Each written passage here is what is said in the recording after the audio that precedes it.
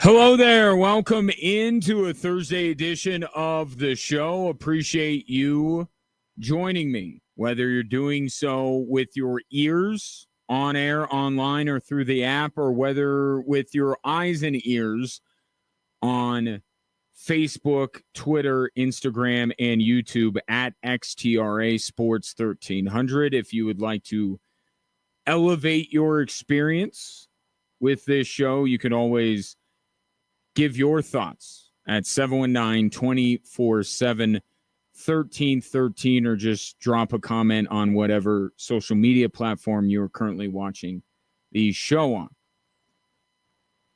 A pretty slow news day has picked up a little bit in the last hour or so. I will explain as we hit the three stories that are driving the show.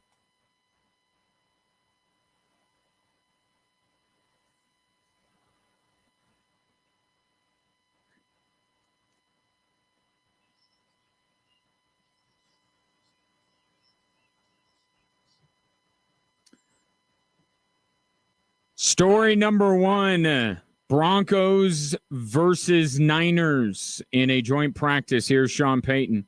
Overall, I was pleased with the work we got, and both sides, I thought, handled themselves well. It was competitive, and yet, we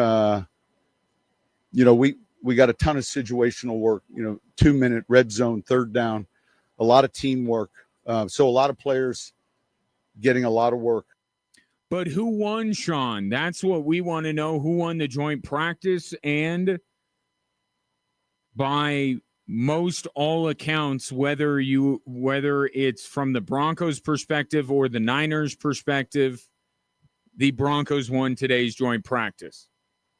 The biggest margin of victory was when the Broncos defense was going against the 49ers offense. That is, I think, the one thing that without fail was being reported, that the Broncos defense was making life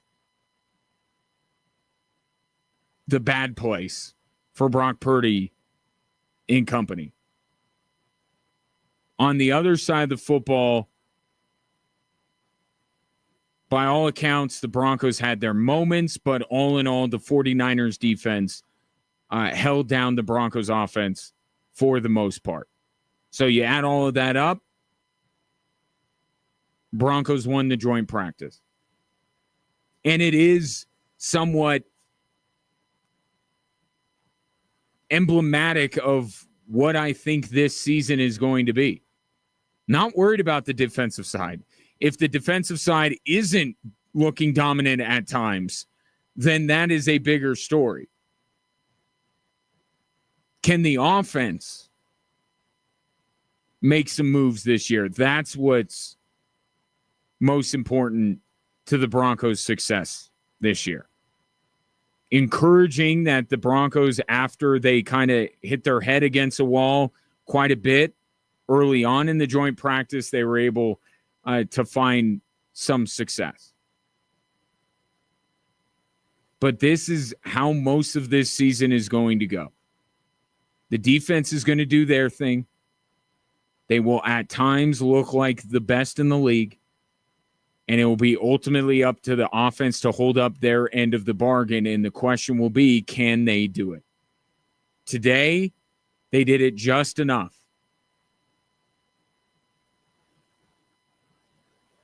Will they be able to do it when the season begins? And when maybe the defense doesn't look dominant. But all in all, Broncos got the work that they wanted to get in. Their defense really gave the 49ers fits, and the offense had their moments. Little long to be a slogan for the upcoming season, but kind of feel like that would be a slogan for the upcoming season. Story number two is potentially significant. Rashawn Slater, tackle for the LA Chargers, was carted off of the practice field today and it is being reported that he will miss the entirety of this season. This is the first major injury of training camp for a team that I think has the chance to be really good this year. A team that I think if anyone is going to dethrone Kansas City in the AFC West, it's the Chargers.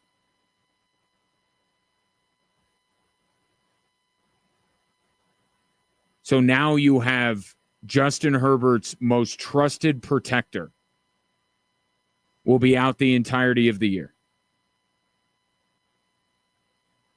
That is a blow to the LA Chargers. Is it significant enough to tip the scales? No. Not from my perspective. Even without Rashawn Slater, I think that the LA Chargers can finish second in the division behind Kansas City. But going up against Denver,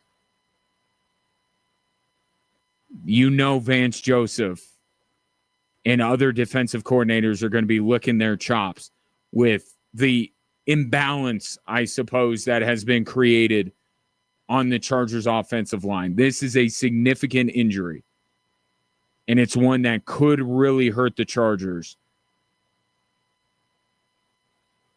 But it's not Justin Herbert. And I think as long as it's not Justin Herbert, or as long as Rashawn Slater is the last in line of the major injuries to the LA Chargers, I still think they can accomplish everything I think they can. Chargers winning the division, that notion certainly took a big hit today with Rashawn Slater now going to miss the rest of, or the entirety of the season. A torn patellar tendon is the official diagnosis.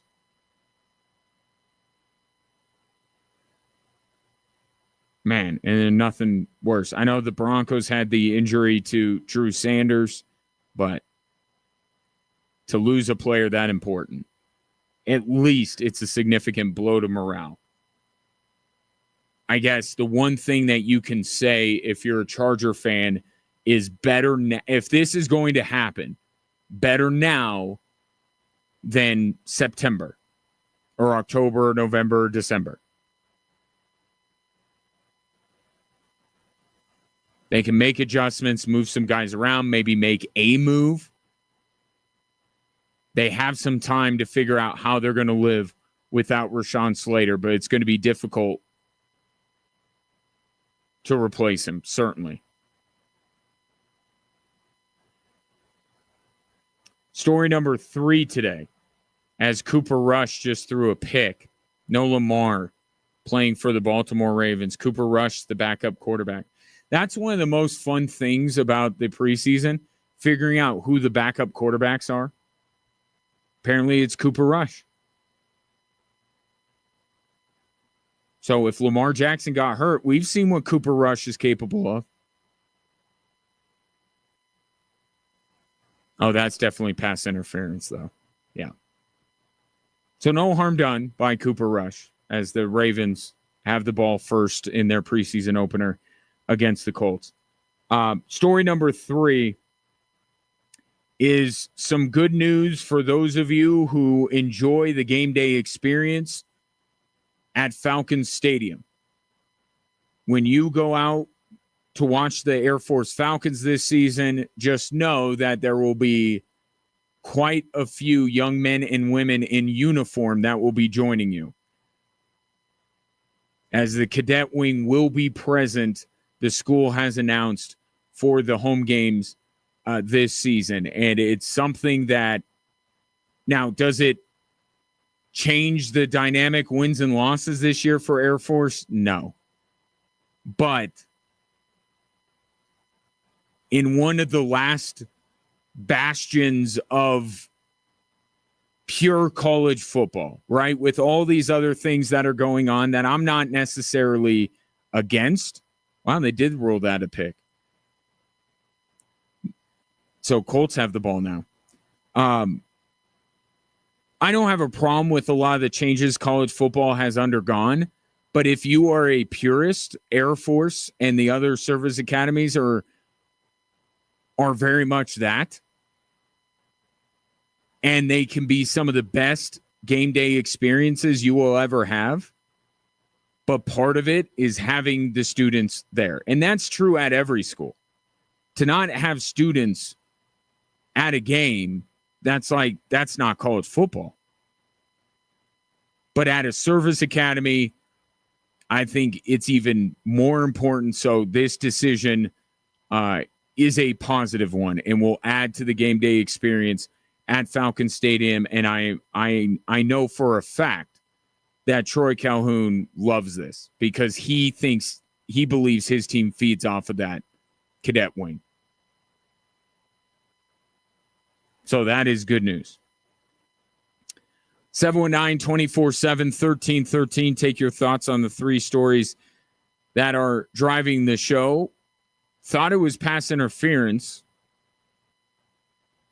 on the Colts. Turned out to not be. Interception, and now Anthony Richardson on the field as he tries to win the starting QB gig over Daniel Jones. Also, one thing to watch out for if you're on your way home or if you're at home already and listening online and have this game on, don't forget Tyler Warren, one of the guys that I would have most liked to see in a Broncos uniform, is on the Indianapolis Colts. Still a horsey, but he's a Colt, not a Bronco. And that's part of this. And right on cue, Anthony Richardson delivers it to him. That'll be his best friend this year, or for Daniel Jones, for that matter. Tyler Warren is going to be the best friend of whatever quarterback ends up winning that competition. 719-247-1313. We looked at the AFC as far as where I'm thinking things are going to finish up. How about the National Football Conference? How do I see those divisions stacking up? That's next here on Extra Sports 1300.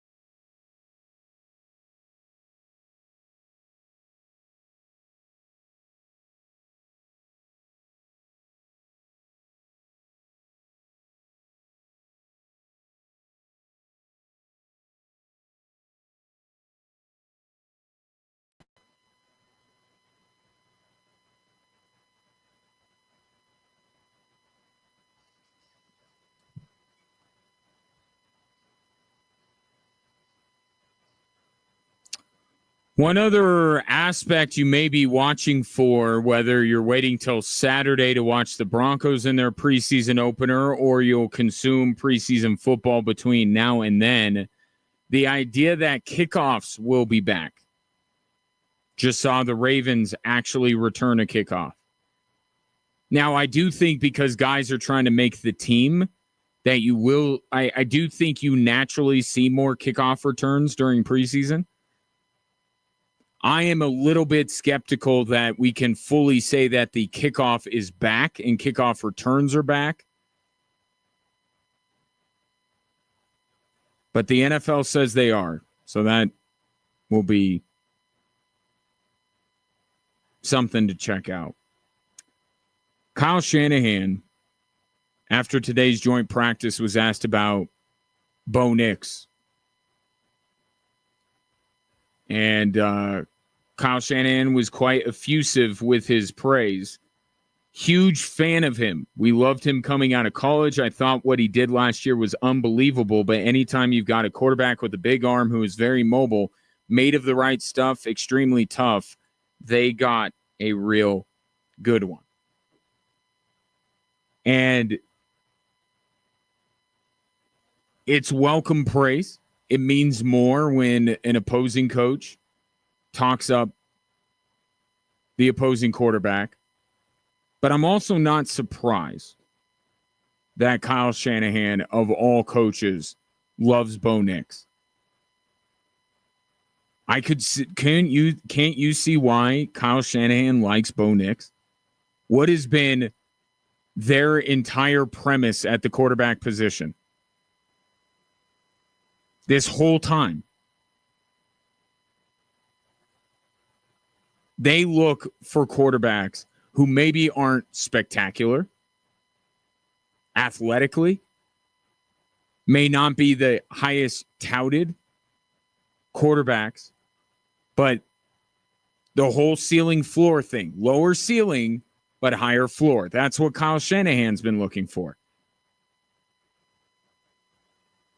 And the one time they deviated from that formula, it was Trey Lance. And that did not turn out well. Although there's an alternate reality where if Brock Purdy doesn't come around, Trey Lance is still the quarterback of the San Francisco 49ers. I think it was only because of the emergence of Brock Purdy that the 49ers got rid of Trey Lance. I know that. That's obvious. They would have kept him. But they found a guy and they liked him better, and away they went. But Bo Nix feels like a Kyle Shanahan quarterback. Because Kyle Shanahan's like Sean Payton. Like, don't worry. I'll make up the difference. Whatever deficiencies in your game, I'll make up the difference. You just run my offense. Don't make bad decisions, and we'll be just fine. And it's worked for years for the San Francisco 49ers.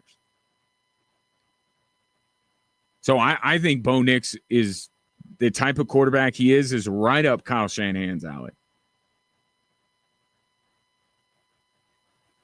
But it's funny in a way that Kyle Shanahan mentioned his mobility and his big arm, because those were things that were not really discussed with Bo Nix coming out of Oregon. I don't know if that's based on what he saw last year or what he saw coming out of Oregon. But if Brock Purdy didn't exist on the San Francisco 49ers, who knows? Maybe they would have had Bo Nix. But I could see why he likes him. And it's funny because I saw a picture or a video that the Broncos tweeted out where it's Brock Purdy dapping up Bo Nix. And I thought, like, Bo Nix meeting his future self. Like, when I think of Bo Nix, I feel like it's Brock Purdy. Like, that's kind of the way I'm thinking about him. And I like Brock Purdy. I've defended Brock Purdy at times. But we know what that means when I say Bo Nix I see as a Brock Purdy. To use the Cam Newton analogy that he put out a couple of weeks ago. A trailer, not a truck. You got weapons around him. He can win you football games.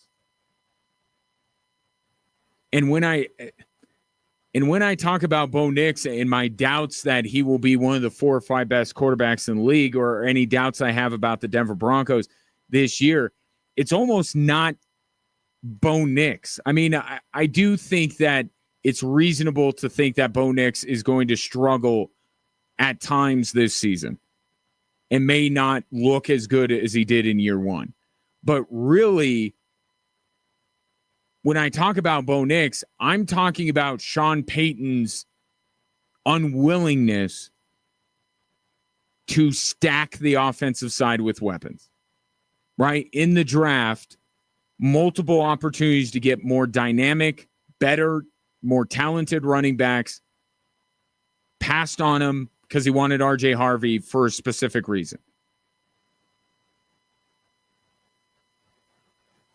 You know, some of the wide receivers they spent, their unwillingness to, you know, Keenan Allen was sitting out there for how long until the Chargers just reacquired him? Like his unwillingness to go into the veteran market because that's the way Sean Payton operates. And I just think ultimately Bo Nix is going to be a quarterback that will need those weapons like Brock Purdy needs those weapons in San Francisco, which isn't a problem as long as you have them. And this is the world that the 49ers are starting to tiptoe into here. Brock Purdy is now highly compensated. We know Christian McCaffrey, even though he's back now, and I expect him to have a very good year. We know the shelf life on running backs is not forever.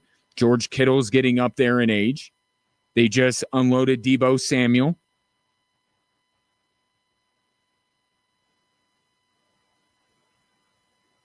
I like the 49ers this year. I do. But I don't think that Brock Purdy is the type of quarterback that is going to elevate a team of lesser parts. And that's the way I also feel ultimately where Bo Nix is going to end up. Because the 49ers and the Broncos are now living in the same world.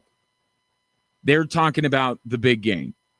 That's the world they're living in. That's what they're striving for. We're not just talking about taking a mediocre team and getting them into the playoffs. These are teams that have their eyes set on going to and winning a Super Bowl.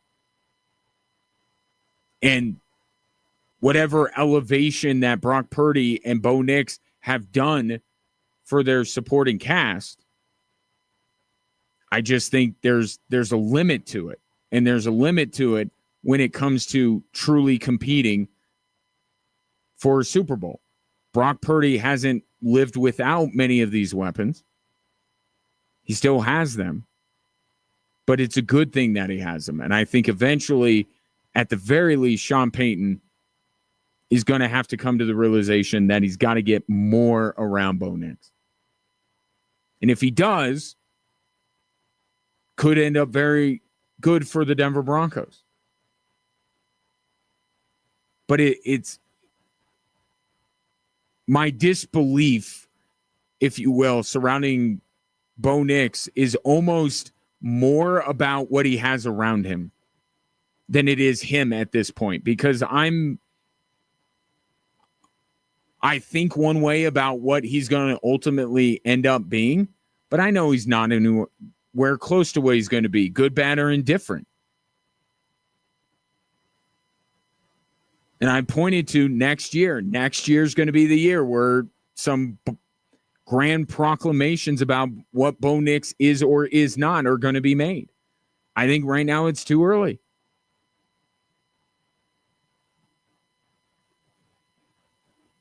But I see a lot of similarities with Bo Nix and Brock Purdy. And I certainly understand why Kyle Shanahan really likes Bo Nix.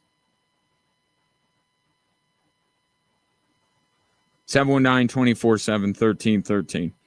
Speaking of the Niners and company, let's look at the NFC a little bit. Again, this is just kind of where I'm feeling going into the preseason, where how these divisions are ultimately going to stack up. AFC, not a lot is going to change for me.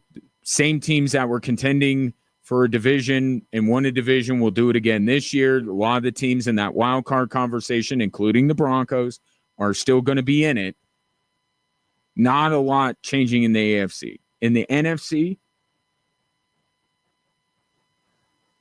I'll start with the NFC West. Again, I'm not out on San Francisco. Christian McCaffrey is back. That is the most important player on the offensive side of the football. Now, Michael Williams suffered an injury today in the joint practice. It doesn't sound too severe, but that's a guy that is being brought in to help the 49ers defense.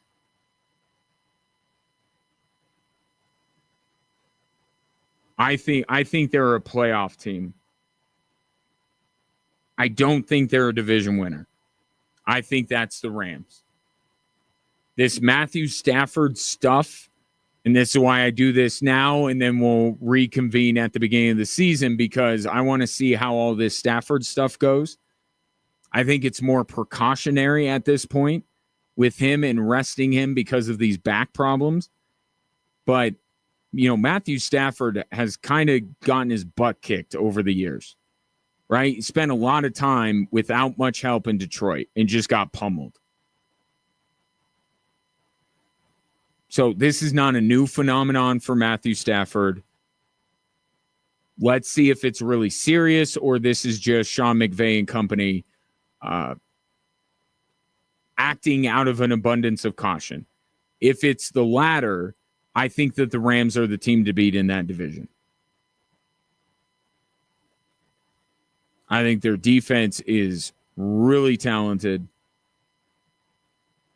And don't forget, they added Devontae Adams. So that offense is going to put up points. So I think the Rams, number one in that division. I think San Francisco is 2.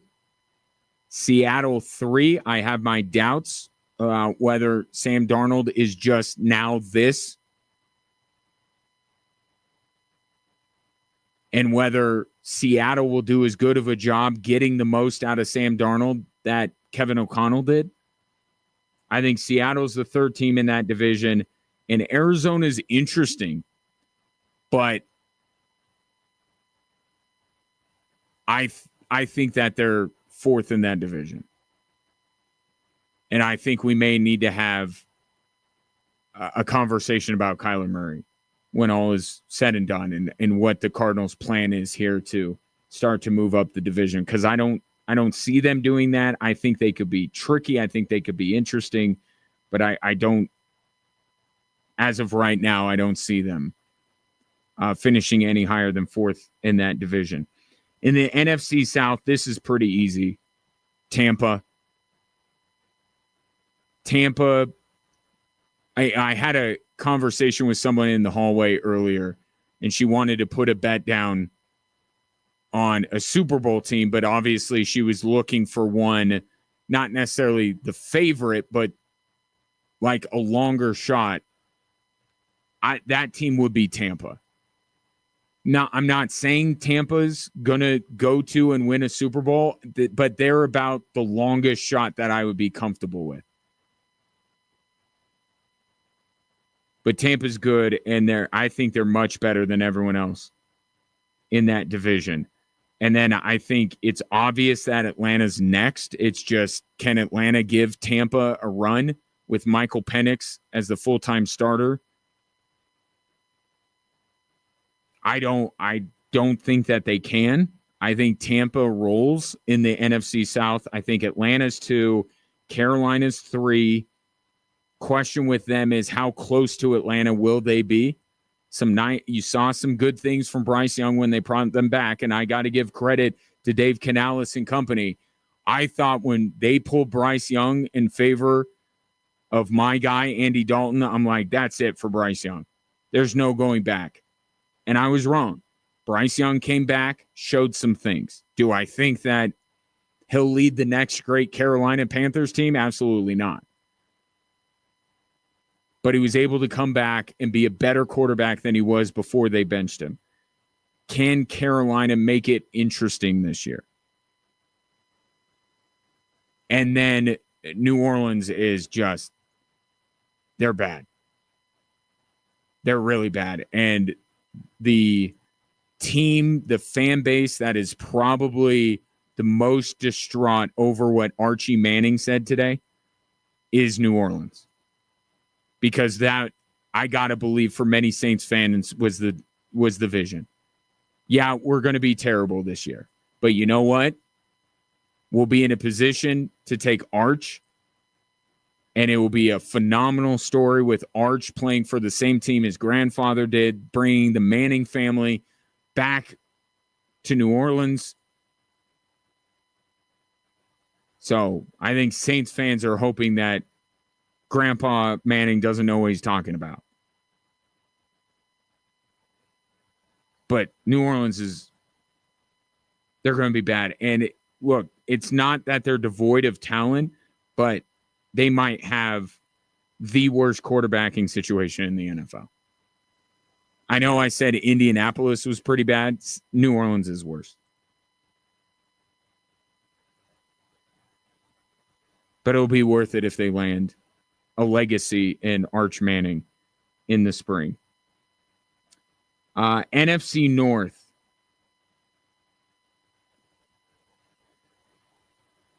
I like Green Bay at the top of that division. I think Detroit has to take a hit here. You think about Philadelphia a couple years ago. You lose both of your coordinators in one offseason. And we all love Dan Campbell. You know, he's like a professional wrestler as a head coach in the NFL. We all love it. He's losing two very bright football minds. One of them in his own division. I think Detroit has to take a hit. They get Aiden Hutchinson back. I think they're talented enough to stay in it and to probably finish second in this division. But Detroit is a team that I think takes a step back. And what you're hoping, if you're a Lions fan, is that it follows the same script as Philadelphia. If they're going to take a step back, they figure some things out. Maybe they got to change up their coordinators, and then they take ultimately that step you've been waiting for them to take next year.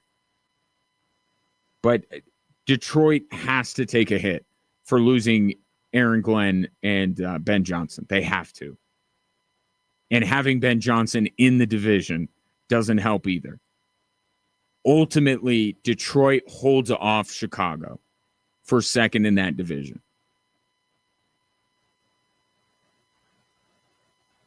But I think Chicago finishes third. Sneaky playoff team. Probably not going to get in, but a sneaky playoff team. And then I think not that the bottom falls out in Minnesota. They're just not going to be nearly what they were last year. They're just not going to be. And I'm not a big believer in J.J. McCarthy. You think I don't believe in Bo Nix, that I am not a believer? I like Bo Nix better than I like J.J. McCarthy. And whispers out of Minnesota that J.J. McCarthy not looking great. There has been some spin going on up in Minnesota to try and turn the news cycle. But I've read and heard things out of Minnesota not great with J.J. McCarthy. I like Kevin O'Connell a lot, and I like the talent Minnesota has, and J.J. McCarthy has Justin Jefferson. But I think Minnesota right now, and that could change with, watching J.J. McCarthy. Just rumor and innuendo. If he gets out on the field and he impresses, I think Minnesota. I might have to tweak where I put Minnesota. And then in the NFC East, this is actually the pick that I'm most uncomfortable with. And it's not because of the history says the Eagles will not repeat. How many years has it been where the NFC East changes hands? It's every year. And if you follow the last decade, this will be the Commanders' year to win that division. I think Philadelphia is the best team in that division. I know Philadelphia is the best team in that division. I know they are. But history makes me a little nervous because no one seems to repeat in that division. But I will take Philadelphia at the top. I think Washington is right there. I think they finished second. I think Washington is a pretty good bet to make the playoffs.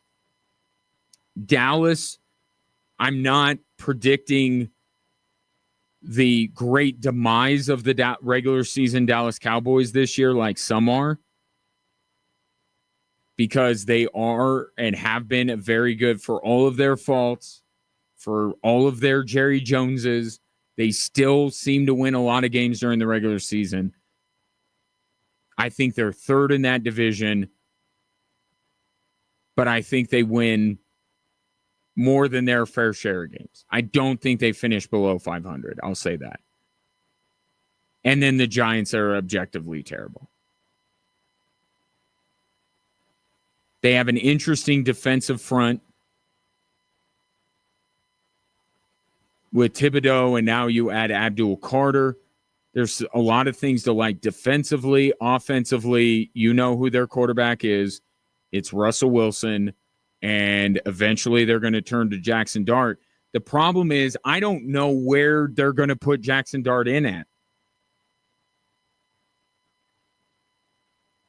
I'm looking at the schedule. We know they're going to go. Their bye week is so late.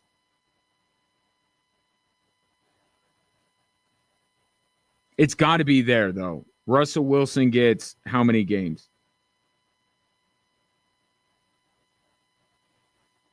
Now, math is never my strong suit. 13. Give them 13 games, and then Jackson Dart has Washington at home, Minnesota at home, Vegas on the road, and Dallas at home. Yeah, that sounds about right. Now that I look at it, that's probably where he's going to be. But yeah, the Giants are just going to – it's going to be a rough year. Dallas will be better with Dak coming back, and then you have Philly and Washington. That's kind of how I see things right now. Did LeJohntay Wester, former CU Buff, run a kickback? I have to check on that. Ravens are up 14-3, and I saw out of the corner of my eye LeJohntay Wester, celebrating on the sidelines. And then the next play was a kickoff. So Wester scored a touchdown. Was it on offense or special teams? I'll find out. Come back. More Drive Time Sports after this.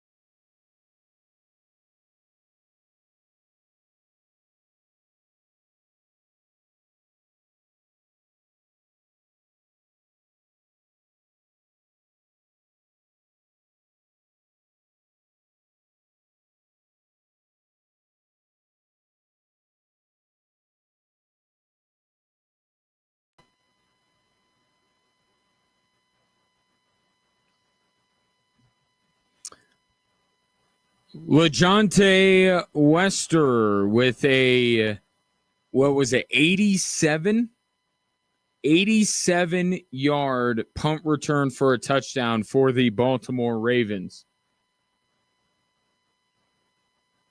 You got Wester in Baltimore. Jimmy Horn is in Carolina. And, of course, Travis Hunter in Jacksonville. Wester running back a punt, 87 yards for the Baltimore Ravens. And Coach Prime, I'm sure somewhere on social media, is celebrating that. Of course, the main event of the week for Dion and many CU fans is tomorrow night when Shedeur gets the start for Cleveland against Jimmy Horn and the Carolina Panthers. And I don't get, I've defended Shedeur Sanders. I like Shedeur Sanders. I believe in Shedeur Sanders. I don't understand this conversation that has sprung up over the last few days. The fact that Shedeur is starting against Carolina, I found it surprising. But my initial reaction was, cool, Shadeur's actually getting a shot there. That was my initial reaction, because a lot of the stuff out of Cleveland was, even though that Shedeur on most days looked like the best quarterback the Cleveland Browns had, it didn't seem like he was getting any opportunity. And here Kevin Stefanski is giving him a start, and now you have Robert Griffin III and Louis Riddick saying and Stephen A. Smith all saying he's being set up to fail? What do you want? You were upset that he slid in the draft. You're upset that they buried him on the depth chart. Now you're upset. Look, at some point, if you think Shedeur Sanders is the guy or a guy, right? He's capable of being NFL starting quarterback, you should just go, good, he's getting an opportunity to show that. It's almost like there's so many people who are, I think, in Dion's inner circle or inner circle adjacent, or would like to be in his inner circle, that want Cleveland to handle him with kid gloves and only put him in certain situations that you like, and don't throw him into any fires. This should be viewed as a good thing, that Shadeur's getting the chance to show what he's been showing in training camp, which is he is the most talented quarterback on the Cleveland Browns roster. I understand that Cleveland is Cleveland. I'm sure they will find a way to screw him up in some way. But this isn't the thing. And to say, and what? That he's being set up to fail? Are you saying it because the Browns are inept and don't know how to handle quarterbacks? Or are you suggesting something more nefarious here? Because if you're suggesting something more nefarious, then that's crazy talk. They want him to fail. They don't want Shedeur to fail. They may not believe that he'll succeed, but they don't want him to fail. There's a difference between ineptitude and not knowing how to handle a young quarterback, and maybe the Browns are guilty of this. But I can't get to the point that the Browns are actively trying to torpedo Shedeur Sanders' career. He's getting an opportunity. This should be a positive. This should be exciting if you're a fan of Shedeur. It's you can't have your cake and eat it too here. You can't say, oh, give Shedeur a shot, and then they give Shedeur a shot. Well, not right now. Give him a shot later. Give him a shot under these particular circumstances. The ones that you like. Like, come on now. If Shedeur is who you think he is, and if Shedeur is who I think he is, he'll do just fine tomorrow night. He'll do just fine. And I'd love to see the conversation after that. Because it's almost like they're laying the groundwork that they're setting up Shedeur to fail. And if he doesn't, it's like, look at Shedeur. He's even better. They put him in a terrible spot and he produced. Come on now. Like, I was shocked when I shouldn't be shocked, but I was shocked. I'm like, this is good news that Shedeur's getting an opportunity. It's not the opportunity that you wanted him to get. It's difficult sometimes, right? When it comes to that family and that player in particular. Like, is anybody trying, I may disagree with how Liam Cohen, his vision for Travis Hunter, but I don't think that the Jaguars are committing malpractice. It's a difference of opinion. And I think that they're thinking about Trevor Lawrence and how much they have invested in him, and maybe not just looking at it like what's best for Travis, but I don't think they're putting him in an awful situation. I just like Travis on the defensive side more than I like him on the offensive side.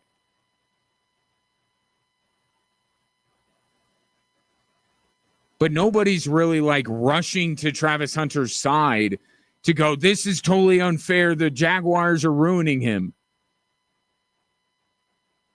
It's like, think more of Shedeur than you're showing by saying what you're saying.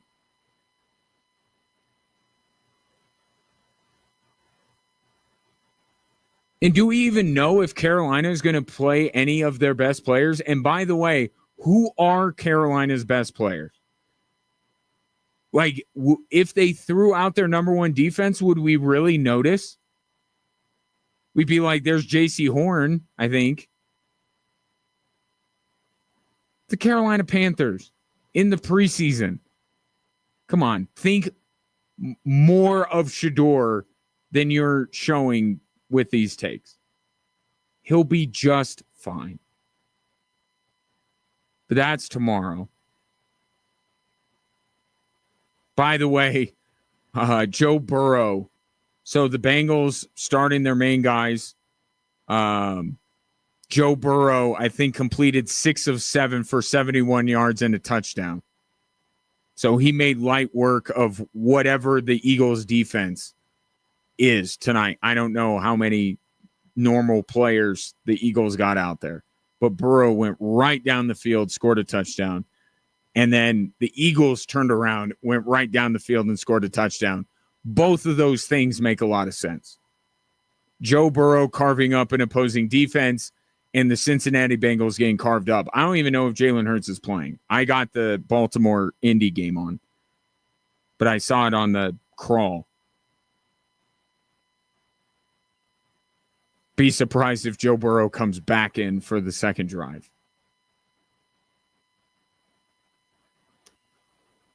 All right. I think that just about does it. Appreciate your patronage. We'll reconvene tomorrow. See whatever else is lingering from the joint practice with the Broncos and Niners, but start really looking forward to Saturday's preseason opener, the players, the positions to watch. We got into it a little bit today. Like to do that a little bit more tomorrow and see if anything comes up through these preseason games. So far, the big story, LeJohntay Wester, CU Buff, 87-yard punt return for a touchdown. Enjoy your evening, and we'll reconvene tomorrow at 3.